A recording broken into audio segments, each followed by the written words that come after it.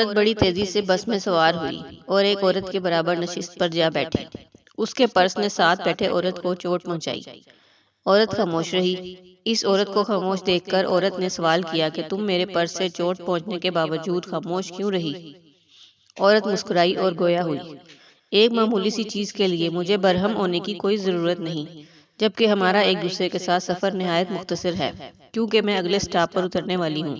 اس جواب نے عورت کو بے چین کر دیا۔ اس نے اس عورت سے معافی مانگی کہ اور جو الفاظ سوچے وہ سنہری حروف سے لکھنے کے لائق ہیں۔ ہم میں سے ہر شخص کو یہ سوچنا چاہیے کہ دنیا میں ہمارا وقت بہت مختصر ہے۔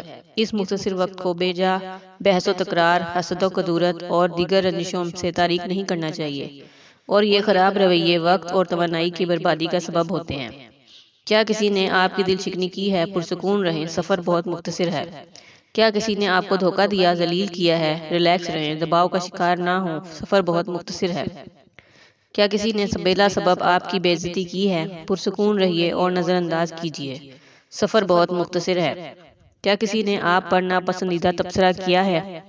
پرسکون رہیے، نظر انداز کیجیے، ان کو اپنی دعاؤں میں یاد رکھیں اور بغیر سلے کے ان کو معاف کیجیے، سفر بہت مختصر ہے۔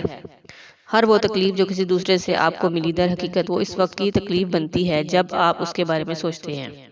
یاد رکھیں، ہمارا ایک دوسرے کے ساتھ سفر بہت مختصر ہے۔ کوئی اس سفر کی طوالت سے واقف نہیں۔ کل کسی نے نہیں دیکھا، کوئی نہیں جانتا کہ وہ اپنے سٹاپ پر کب پہنچ جائے گا۔ ہمارا سفر بہت مختصر ہے۔ کاوش اچھی لگی ہو تو پلیز سبسکرائب کریں۔ شکریہ۔